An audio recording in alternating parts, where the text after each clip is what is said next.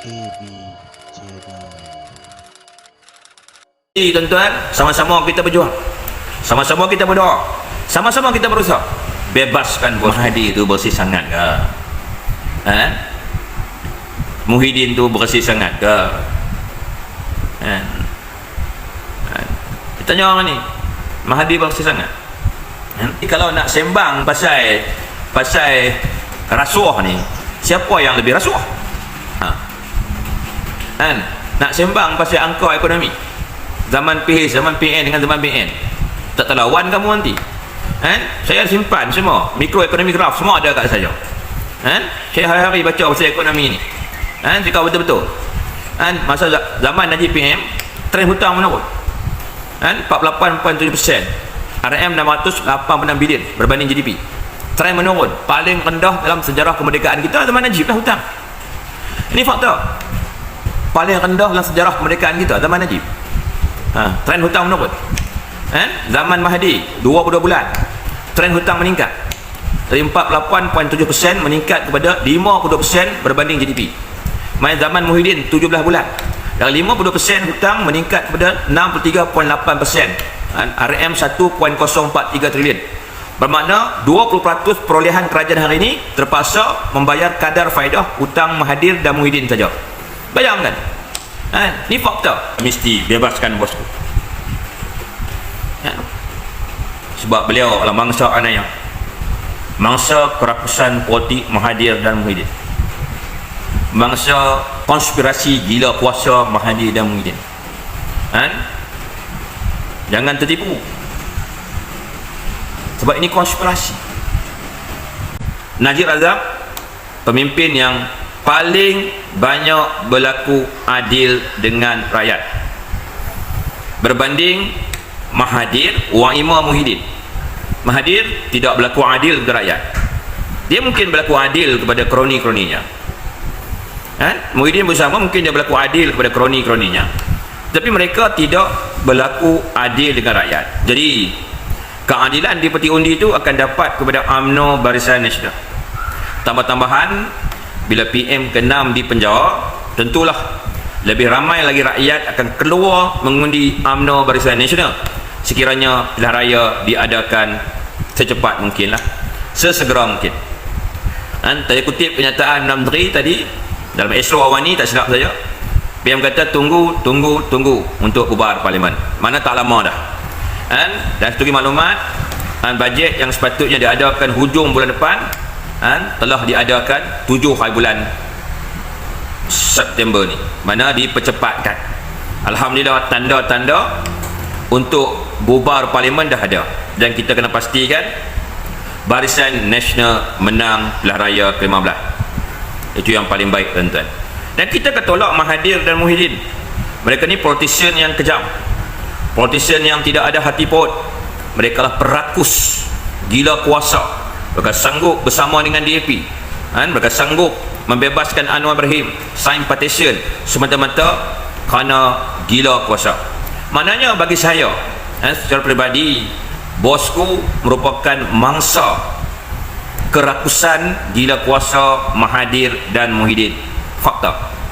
Sebab tu selepas kemenangan Pakatan Harapan, mereka tidak dapat keberkatan. Ketika Tun Mahathir menjadi PM yang ke-7, 7 Oktober, sorry tuan, 7 Oktober, I'm sorry, 7 Oktober, bukan 7 September, 7 Oktober, tapi patutnya kena bubar parlimen September lah. Takkan kita nak biarkan bosku terus dizalimi. Beliau dah tua, umur 70 tahun, bukan umur 30 tahun, 40 tahun, 50 tahun, dah 70 tahun. Tak sesuai langsung beliau dipenjara. Negara ni, ayahanda beliau antara bapa kemerdekaan negara ni. Ayahanda beliau cukup banyak berjasa kepada agama, bangsa dan tanah air kita. Dan beliau sendiri pun terlalu banyak jasa. Dan segala dakwaan-dakwaan yang dibuat pada beliau ni, kalau ikut undang-undang mahkamah ni, mereka akan kata salah. Tetapi realitinya, kita boleh buat perbandingan sendiri. Sebab ketika beliau menjadi Perdana Menteri, ekonomi lebih baik, banyak pelaburan yang masuk, aset berkembang daripada 800 bilion meningkat ke 2 trilion.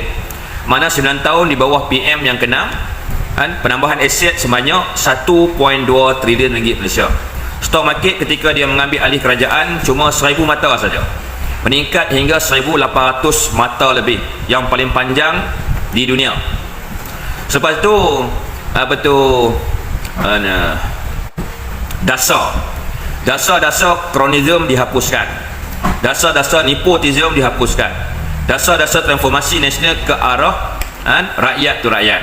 Sebab tu ada dasar BRIM, voucher buku, dasar macam-macam dasar kebajikan rakyat. Sistem percukaian diperbaiki, daripada keuntungan GST disalurkan semula kepada rakyat. Jadi terlampau banyak jasa lah, transformasi pendidikan, transformasi kesihatan. Tuan tahu tak, saya pernah dulu dekat satu hospital di utara lah. Pada waktu tu KKM dia mengimport seorang pakar daripada negara Asia Tenggara, sebuah negara Asia Tenggara. Pakar tau, dekat negara dia pakar yang hebat. Jadi dia diimport untuk bekerja di hospital kita. Tapi dia bila dia bekerja di hospital kita, dia tak boleh buat kerja. Jadi dia terpaksa dihantar ke tempat yang macam jadi MO lah, medical officer aja, tak boleh dipakar. Sebab apa? Peralatan yang hospital kita guna ni berteknologi tinggi, sangat mutakhir. Jadi dia terkejut tengok peralatan hospital kita. Dia kata terlampau canggih, di negaranya tak ada benda ni. Jadi dia tak mampu nak gunakan peralatan yang canggih ni. Doktor pakar di sebuah negara di Asia Tenggara yang saya tak mahu sebut negara mana. Dia terkejut. Last sekali terpaksa ubah dia jadi seorang MO, walaupun di negaranya dia pakar antara pakar terbaik negara dia. Tapi bila main Malaysia jadi MO je. Sebab teknologi perubatan kita terlampau maju. Zaman bila? Zaman transformasi nasional, transformasi pendidikan. Tuan tengok ni berapa ramai anak muda yang ada diploma, yang ada ijazah, yang ada sijil kemahiran tinggi. Sangat ramai. Sebab apa? Najib Razak yang buka ruang dan peluang seluas-luasnya kepada rakyat Malaysia untuk mendapatkan pendidikan. Orang putih kata the secret to success is education. Rahsia kejayaan adalah pendidikan. Sampai kolej-kolej komuniti dibuka di serata daerah zaman dia. Kolej-kolej pendidikan tinggi, ngajian tinggi dibuka di serata daerah, termasuk dalam Felda, dalam Fekra, di kampung-kampung dan sebagainya. Inilah kelebihan jasa-jasa yang bosku buat. Dia tak sepatutnya lah bosku di penjara. Sebab dia tidak mendapat pengadilan yang jelas, dan terdampak seperti jelas bermotifkan politik. Jadi kita rakyat kena bangkit bela beliau dengan membawa kemenangan yang besar kepada UMNO Barisan Nasional di pilihan raya yang ke-15. Tak payah you ni yang kutuk-kutuk saya ni, Mahathir tu bersih sangat ke? Muhyiddin tu bersih sangat ke? Tanya orang ni, Mahathir bersih sangat?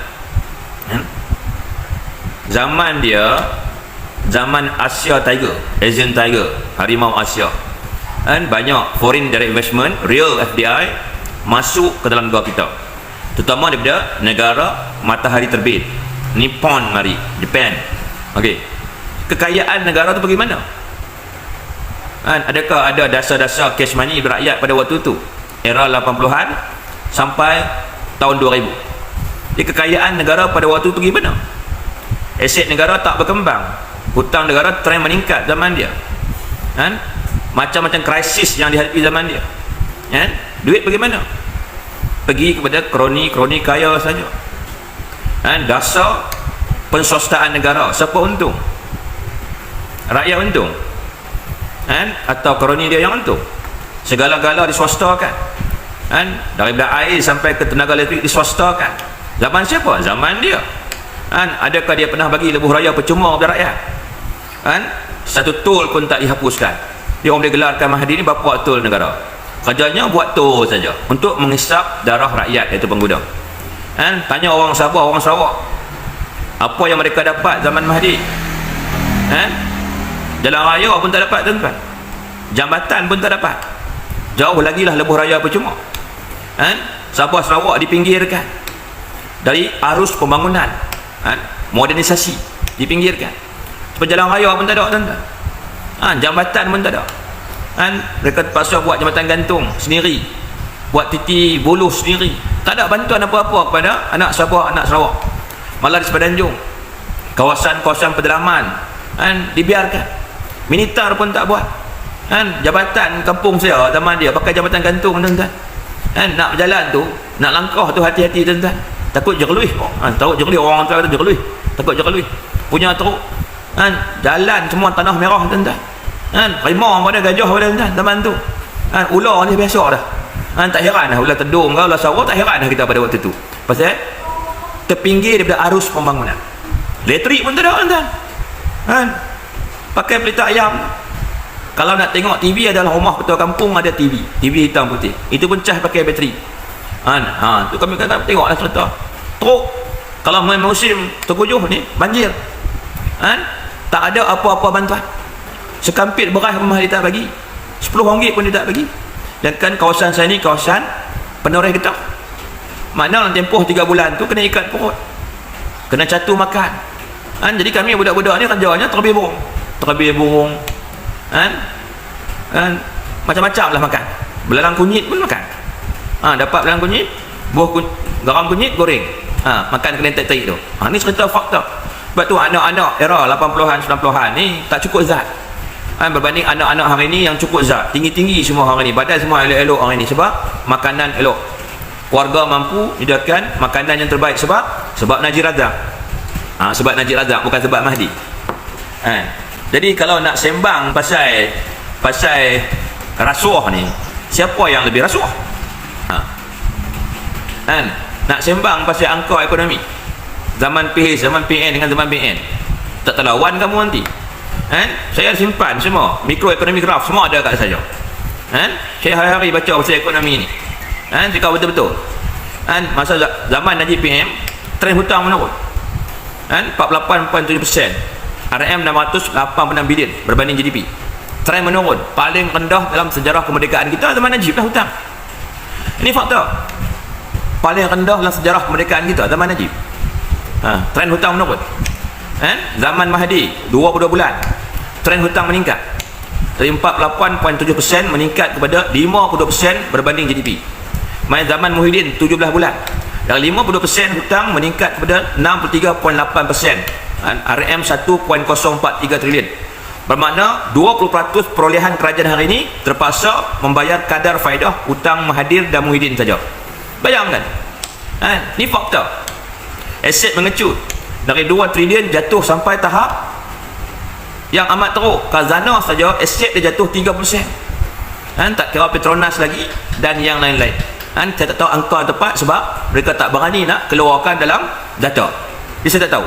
Tapi aset mengecut dengan teruk. Stock market dari 1,800 mata jatuh ke 1,414 mata. Mata wang jatuh sampai RM4.05 versus 1 USD. Lagi apa lagi? FDI jatuh dengan teruk. Pertumbuhan GDP masa zaman Mahdi PM ke-7 jatuh, zaman Muhyiddin PM ke-8 jatuh. Hari naik sikit, Q2 8.9%. Itu bersebab dunia tengok Barisan Nasional menerajui kerajaan. Jadi dunia percaya kepada Barisan Nasional. Jenama Barisan Nasional ni jenama yang boleh diterima oleh masyarakat antarabangsa, bukan jenama PAH. PAH ni siapa boleh terima di peringkat antarabangsa? Bukan jenama Bersatu, siapa boleh terima?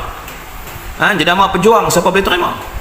Jenama PKR, DAP, PAN, siapa boleh terima? Jenama-jenama ni jenama yang tak laku. Mana jenama ni tak patutnya kita dah kena tinggal terus dah. Mana jenama-jenama tu liability, beban kepada negara. Jenama yang boleh terima dunia cuma Barisan Nasional. Sebab tu bila ada kena-mengena dengan Barisan Nasional, satu dunia punya paper akan cerita. Kalau yang ada kena-mengena dengan Bersatu, Surat Khabar Malaysia pun malas nak sebarkan cerita Bersatu ni, tak laku. Makna Bersatu tu bagi saya nama yang tidak menguntungkan. Masa sebut Bersatu ni dah rugi dah. Kalau sebut UMNO ni, kalau Surat Khabar kata Esro Awani tulis pasal UMNO, laris apa tu dia punya ranking dia. Berita harian bila tulis cerita pasal UMNO BN, laris. Nombor 3 paling popular di Malaysia ni berita harian. Nombor 1 portal KKM, nombor 2 Cakap Keli, Tu kota kedua yang paling popular di Malaysia. Kita boleh cek benda ni, saya bertunjuk data ni. Semua ada kat saya. Saya tunjuk data ni. Kan saya nak bohong. Kan? Ya. Kita mesti bebaskan bosku. Ya. Sebab beliau adalah mangsa anaya. Mangsa kerakusan politik Mahathir dan Muhyiddin. Mangsa konspirasi gila kuasa Mahathir dan Muhyiddin. Kan? Jangan tertipu. Sebab ini konspirasi. Dan kita jangan lawan mahkamah. Mahkamah tu kebal. Kita tak boleh mengkritik mahkamah, dia kebal. Tapi kita boleh menunjukkan protes kita di peti undi. Menunjukkan protes dengan beri kemenangan yang besar kepada UMNO Barisan Nasional. Dan hari ini pemimpin besar kita di penjara kerana dia nak buat perubahan. Dia nak menyelamatkan negara ni, nak mengembalikan hak rakyat. Sebab tu beliau teranaya. Sebab tu Mahathir Muhyiddin jatuhkan dia kerana nak mengubah pasca ekonomi lama kepada ekonomi yang baru, ekonomi yang menguntungkan rakyat, terutamanya orang-orang Melayu. Bumi Putera di Sabah Sarawak, pembangunan yang seimbang, tidak ada mana-mana negeri yang dipinggirkan, termasuk Sabah dan Sarawak. Orang Sabah Sarawak dapat hadiah lebuh raya Pen Borneo free of charge, FOC. Orang Sabah Sarawak mendapat penghapusan cukai kabotas. Dulu Mahathir buat cukai kabotas, dia nak isap darah orang Sabah dan orang Sarawak, yang mana kapal-kapal dagangan asing tidak boleh memunggah barang-barang keperluan rakyat Sabah Sarawak di pelabuhan Sabah Sarawak. Kapal-kapal dagangan asing ni kena berlabuh di Port Klang, Selangor ni. Semua barang-barang keperluan rakyat Sabah Sarawak dipunggah dan dibawa oleh kapal kroni Mahathir ke Sabah Sarawak Labuan. Sebab tu harga barang dulu berbeza antara Semenanjung dan Sabah Sarawak. Salah siapa? Salah Mahathir. Siapa yang hapuskan dasar cukai kabotas Mahathir ni? Najib Razak pada Julai 2017 menghapuskan sistem cukai kabotas yang dibuat Mahathir pada tahun 1981. Ini fakta. Dia nak lawan macam mana? Kita cakap atas fakta, atas angka. Dia nak lawan macam mana? Nak lawan macam mana? Jadi tuan-tuan, sama-sama kita berjuang, sama-sama kita berdoa, sama-sama kita berusaha bebaskan bosku.